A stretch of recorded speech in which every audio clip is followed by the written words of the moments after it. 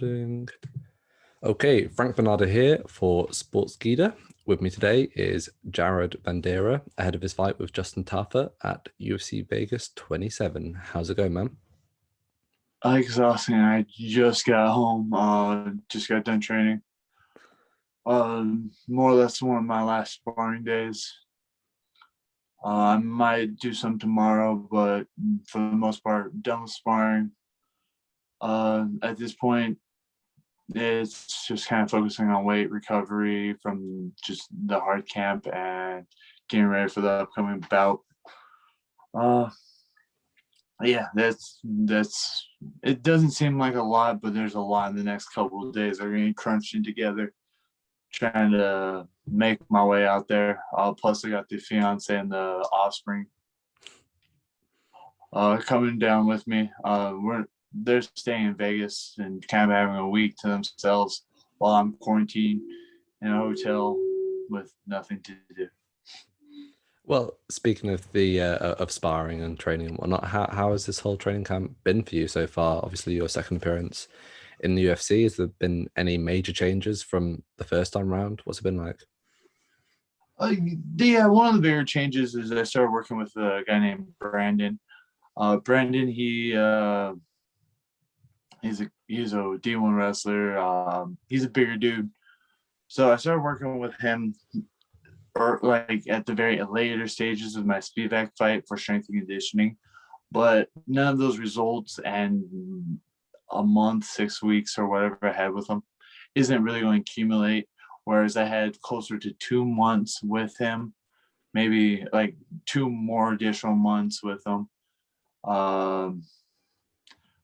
Where we worked a bit wrestling and strength and conditioning.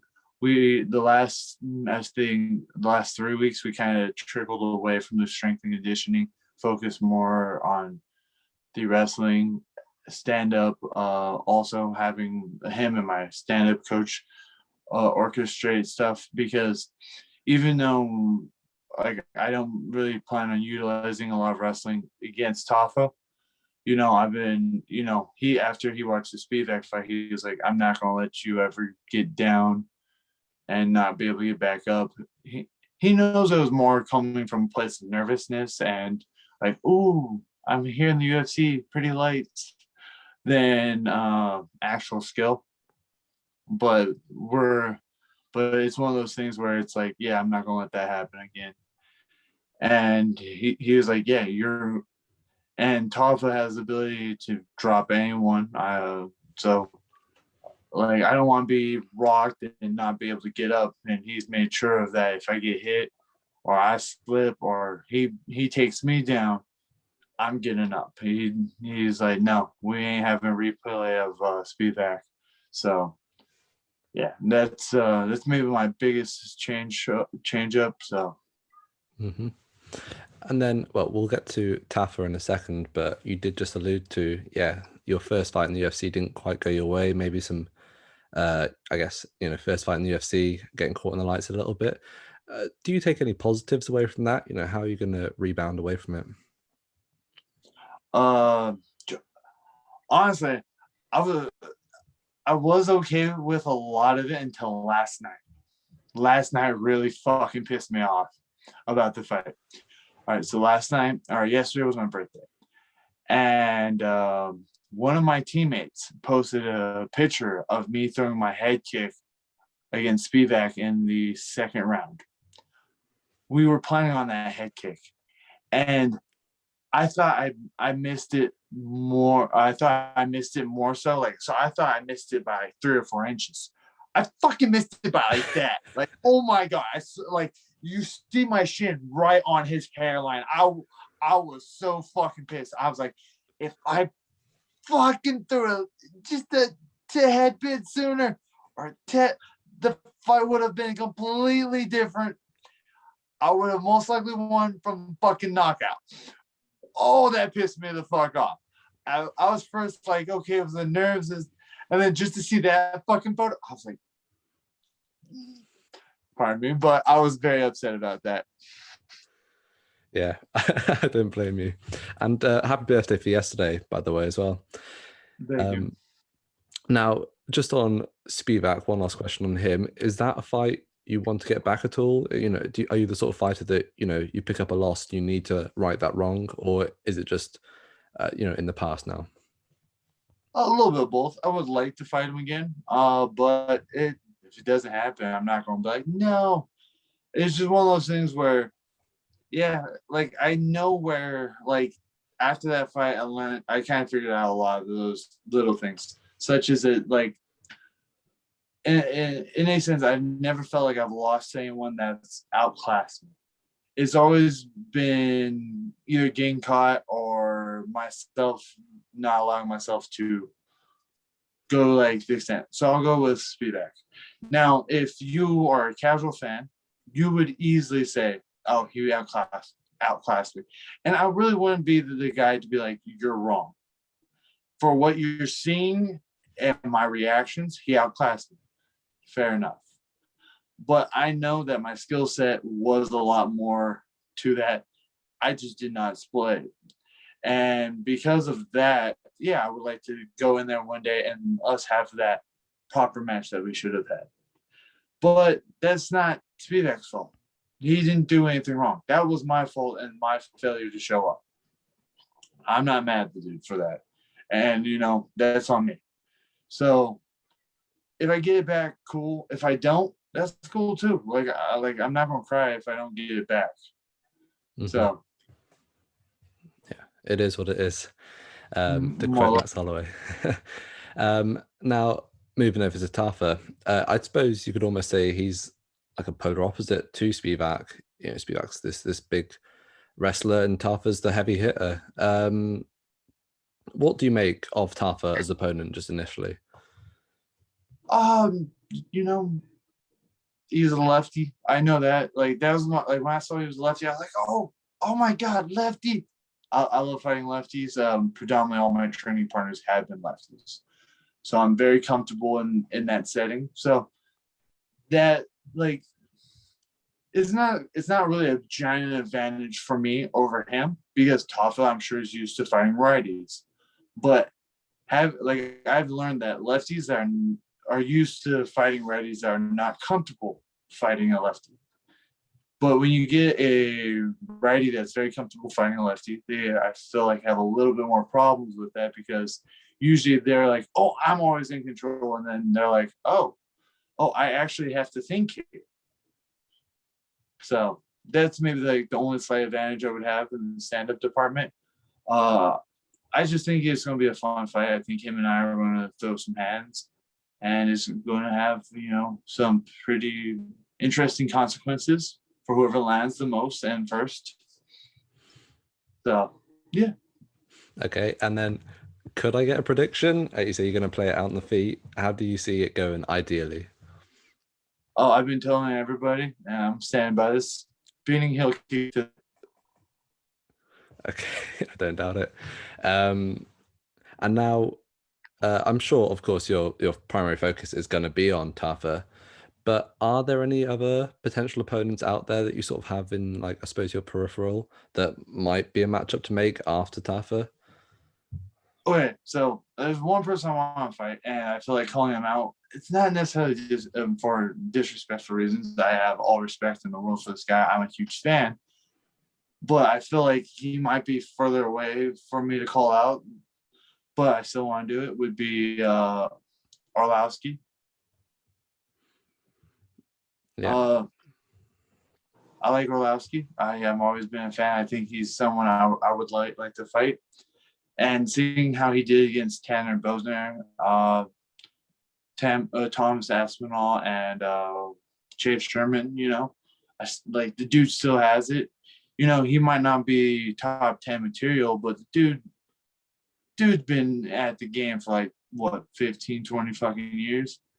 Like, and he's not losing to garbage people.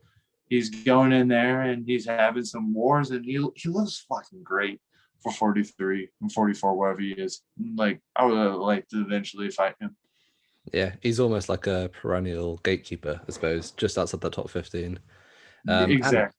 And a big knockout against Tafa, you get that spinning heel kick, that could be the next fight. Yeah. So I mean, who knows? And now, just on that topic again, one of the reasons I asked initially is, I mean, again, this is one that's probably up there with the Arlovskis of the world, but Alexander Gustafsson recently announced that he's going to be back for another fight, I presume at heavyweight, with his last loss against Fabrizio Verdum. What are your thoughts on him coming back again, and would you be interested in that fight at all? That would actually be a fun fight. But I think he would deserve someone a higher caliber. He's definitely a higher caliber person. Hear me out. Maybe if he wins the heavyweight bout, maybe John Jones. Maybe. That would be fun to That would be fun. see them at heavyweight. But Jones has got 2 up on him already, I guess. So it might be a hard one to sell. But True. I'd love it. But they're at heavyweights. To be honest with you, I don't think John Jones is going to do good at heavyweight. Everyone's like, he's too fast. He's too fast. Problem. Okay. So the one issue that people are not quite seeing with John is John was fast, and fast past tense. His age was catching up to him. And the reason why he moved up to heavyweight was because he's slowing down, but he still has his power. He still has some of his athleticism still, but he wasn't necessarily being as powerful. And in fairness to John, let's take my last statement away. He cleared out the division. He still has, he could have had a second fight with the Dominic, considered the controversial decision. And then Jan, not only anything, but Jan also just fucking beat Izzy. And he has, if he wins his next fight against Shera and he fights Yuri and beats Yuri, those are some people that John, would have been like, all right, let me go down and fight him again. So I think John, did leave the division at a proper high note, where he didn't necessarily leave every stone unturned, but at the same time, he had some fresh blood coming in that way. Him turning the heavyweight division right now, it's like 1 in I think 7, maybe 1 in 10 for light heavyweights going up to heavyweight. The only light heavyweight I know of winning was DC. Yeah, of course.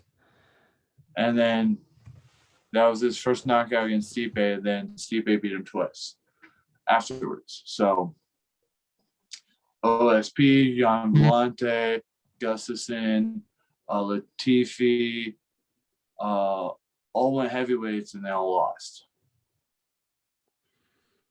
So how do you think he would match up? So it looks like we might not be getting Jones Ngannou initially. Maybe he matches up with Stipe. How does that go? Or how does any of those fights go? Jones versus, say, Lewis, Ngannou, and Stipe. Okay, so I will say this in fairness. I think Jones has the potential to beat Stipe. I like Stipe. I think he's, a great fighter. But I think John brings more tools. So I do think John beats Stipe. For some reason, I just do not see him surviving the power of Francis. And the problem is like we watch Francis, and from when Francis won championship, and then the fights build up. Francis' technique before the championship fight was, I'm going to just kill you.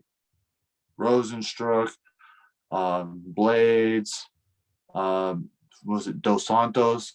He went from, this hand here, face replaced, done. Then when he went to fight Stipe, I was thinking he was going to go in with the same murderous intentions. No, he actually tightened everything up, threw it straight. Like his punches were straight. It came back to his face. Boom. And, he's been working his wrestling. Everyone's like, oh, we're going to take him down. No, the fuck you are not. You're not going to take Francis down. The dude's in the gym. It's like, I live like a half hour from, I live like 3 hours from Vegas. And I have teammates that live in Victorville, and then they'll go to Vegas every now and then. They're like, "Yo, I saw Francis working that wrestling game, wrestling." Like, when I go to Vegas, and you're like, "Oh, Francis is doing this. Francis is doing this." I had my jiu-jitsu coach when I lived in Vegas. Like, yeah, Francis is coming here for some jits. I'm like, this motherfucker's everywhere on the ground. So, for people to sit there and be like, "Oh, I want to take him down." No, the fuck you're not. And I think Jones is foolish, and I think it's smart to make Jones wait. I think giving him Francis first would just be a, you know, kind of the downfall of Jones' career. And I don't necessarily want to see that just yet. I want to see him win 2 or 3 more fights and then have that massive fight with Francis. Okay. And then just to go back to yourself, I suppose, this event has kind of been, I suppose, like shoehorned in between 2 massive pay-per-view events, both of which are going to be in larger cages and are going to have full arenas of fans. Do you feel like you're missing out at all? Not having the big fan reception that these big pay-per-view events will have? Oh, no. I could care less, to be honest. It's fun. It really is to have the fans like, oh, but there's something I like the silence. Like, I just hate the cameras. Click. Shut the camera up. But the silence and stuff is actually there's something like it is a eerie and ominous feeling, but at the same time, there's like a sense of wonder and hope in it too. So it's like there's that mystique of it I like. Yeah, So I think they both have good qualities. You just have to enjoy it. 100%. Yeah, you almost get the sense of like 2 martial artists just having a duel rather than it being a big event. But then also, I just mentioned the small cage. Does that make a difference to you at all? You've got 2 All fights in right, the so for some people, I guess it makes a huge fucking difference. I don't know, because I train in 2 different size cages. So at Dan's gym I train at, they have a full, I think the biggest ring you could get. And then I go train at Self Made for wrestling and stuff, and we wrestle. And that one's, I think, a couple feet shorter than the one at the Apex Center. To be honest, I really can't fucking tell the difference. Like, yeah, getting one to another, like, it doesn't bother me as much. Like, yeah, you don't have as much room to back up, but in a fight, I feel like backing up is not always the best of the options. So some people hate it, some people enjoy it. I don't necessarily think it's as big of a deal as other people make it out to be. I suppose it's quite dependent on styles. Yeah, Like yeah, you see I a do think. Wonder Boy. Yeah. Yeah, I use my teammate Sam. Sam, it matters a little bit more. He likes his back foot closer to the fence. That's just his thing. I don't necessarily agree with that, but that's how he fights, and I fight differently. And this is MMA for a reason, not fucking cookie cutter styles, So 100%. And then just one last question that I almost hesitate to ask, but could I get your thoughts on this bizarre emergence of the Paul brothers, YouTubers turned boxers? Jake Paul knocking out Ben Askren, Logan Paul matching up with Floyd Mayweather, the scrap between Mayweather and Jake. Can I just get your thoughts on that whole situation? To be honest, so I honestly said, I told like my students, they're like, "Oh, what do you think of Askren and Jake Paul?" I'm like, "This is what's gonna happen. If Ben is really taking this seriously, I think he'll beat him round 2 or 3. If he's not, I think Jake Paul will knock him out in the first round." I'm like, but here's the thing. At the end of the day, if anything, they are doing the smartest business transaction ever. They're keeping everyone talking about them. People are upset about it, but look at, we're talking about him. What was it? I think Mayweather's taking the fight because honestly, at this point, it's more money. He would have had what three generations of boxing fans now talking about him. What other fighter boxer has done that? Tyson, kind of stayed relevant throughout the years after the 90s, doing some movie appearances, owning a tiger, but no one watched him as a boxer. They just remember, oh, he bit off Holyfield's ear. Da, da, da. Now, then he turned around and had that massive card the other time with Jake Paul and that one dude on it. Well, who did Tyson fight? Fucking Briggs. All right, was it Briggs? No, Roy Jones Jr. Yeah. They had the fight. That was that now appealed to the boxing fans, the YouTube fans, and everyone. That was an exciting fight. But Mayweather, he stayed relevant. He's been busy. He's, after he retired and then eventually came out to fight Conor. And then after that, he's doing the thing with Logan. Now, I will say this. Ben Askren was not a great striker in general. And obviously, we all knew he did not take that serious by how much he weighed and how he looked in the weigh-ins.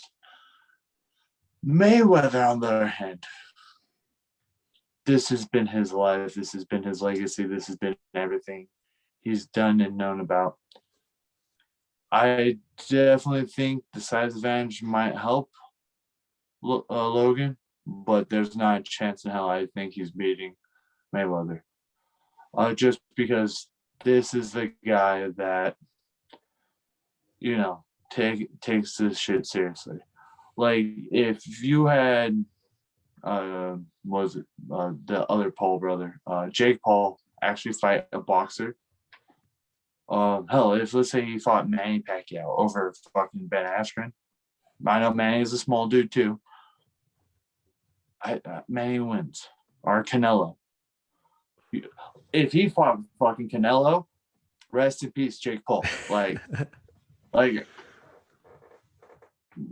it's one of those things where they are smart. They know there's a lot of money in boxing. A lot of people flock to it. But they know that they also know who to pick. And the thing is, I think Ben Askren's a lot smarter than we know. He doesn't care if he got knocked out. He won a lot more money in that boxing fight than he did in any of the main events in UFC or ONE FC. So I think, there's something to be learned there that a lot of people are too stupid, or kind of fucked up to say, but too dumb to realize that they're doing something quite smart. And a lot of people are overlooking it because they see two obnoxious little younger kids being wild. Yeah, they're rude, they're annoying, but you know what? It's kind of what helped. I mean, you look at Conor, you look at fucking Mayweather, okay? They're literally, these two are the same as Jake and Paul. Like, yeah, did Conor fight high-level people like Jose and fucking going up, fighting Diaz, earning their points? Yeah. But they also took the idea of being the bad guy, and they learned how to do it very well. And now everyone's talking about it, everyone's crying about it, but yet the only people that aren't crying about it is Jake and Logan Paul. So 100%. Yeah, I think some of the comments that Floyd's made mirrors exactly what you said. He said you could take a fight with a professional boxer, make maybe 9 million, go fight Logan Paul and make 30-40 million. So yeah, it's a money game really now. Yeah, I completely agree with it, and I don't blame any of those guys for making their money. And it's funny to see people get upset about it. It's just like, you know what?